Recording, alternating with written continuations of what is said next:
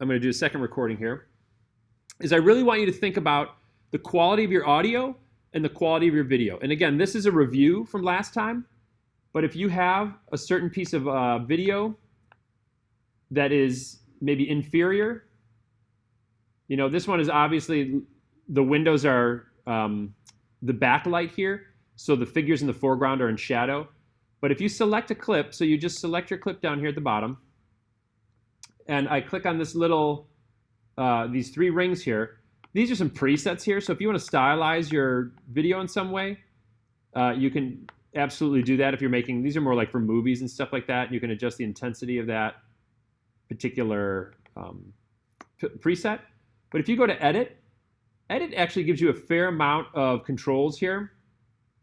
These are some other like faded film and some other things you can add, like some fancy little things. You can sharpen your picture a little bit, you know, like special effects wise.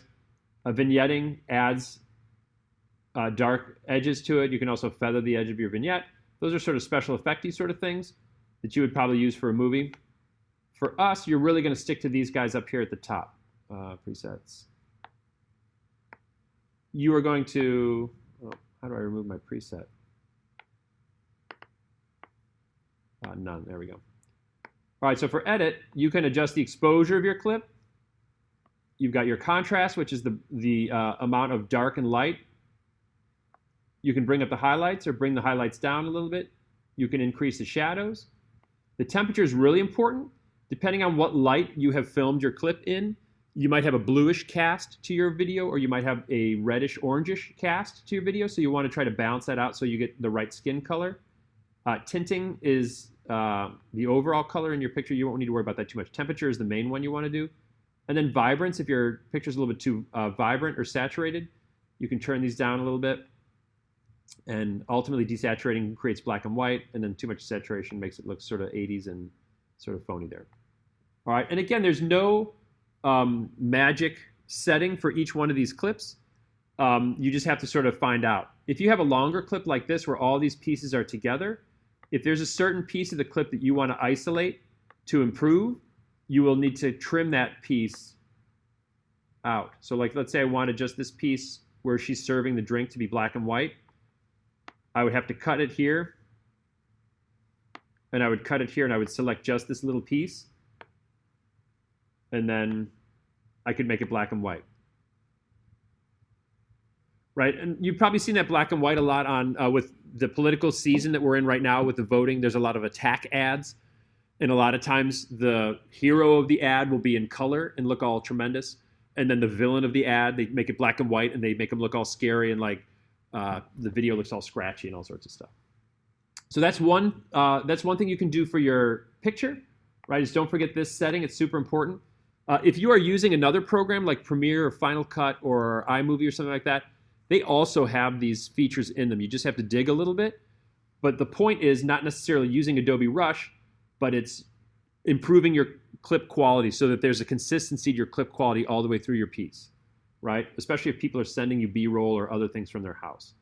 The other thing is I can see here, I can just see at the bottom of this piece, the audio for this B-roll is much louder. I can just tell by the waveforms at the bottom, and the B-roll for this clip is much softer. Right, so here I can see there's barely anything going, and then here, like you can see that. So if this B-roll is too loud,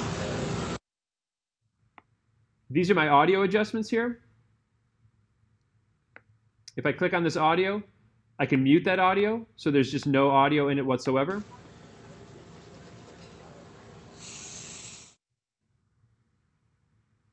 Right, so I've muted that audio, but we know that natural sound is actually okay. So I can also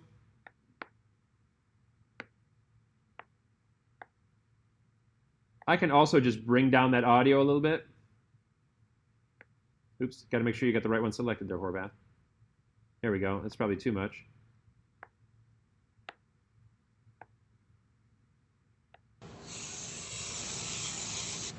There we go. So that feels a little bit more like it's regulated there, right? And again, there's some advanced ones under here that you can auto volume. Remember, we had the ducking and some other things that were under here. You know, voice, music, other. Those also sort of enhance. They're like presets that help the voice become a little bit more clear for that, right? So those are some of your basic controls there for that. If you select something, let's see if we can find. Here, we'll select this young lady here. Right, so here, it can sense also if you have, you can see that this clip is the blue clip that's part of this voice right here. Town to the mud house for a great cup of coffee, but nobody. You can reduce background noise, and again, the intensity and stuff. Everybody knows to come downtown to the mud house for a great cup of coffee, but nobody wants coffee when it's 105 degrees. Right, I'm going to change her thing to voice here. Let's see if that makes any difference. Some of it's very subtle. Come on, you. Everybody knows to come downtown to the mud house for a great cup of coffee, but nobody wants coffee when it's 105 degrees. There you go. So that sounds pretty good. For coffee shops like the mud house, there is one way to beat the heat. All right, so there's like a little bit of hum in this one too. For coffee shops like the mud house. Let's try to reduce background noise and let's see what happens with that. For coffee shops like the mud house, there is one way to beat the heat. There you go. And that's. So can you guys hear the difference there where that hum sort of disappeared? Right? So like without that reducing the noise, you can hear. For coffee shops like the mud house, there is. And then let's listen to it again. For coffee shops like. Oh, hang on, sorry. Too much.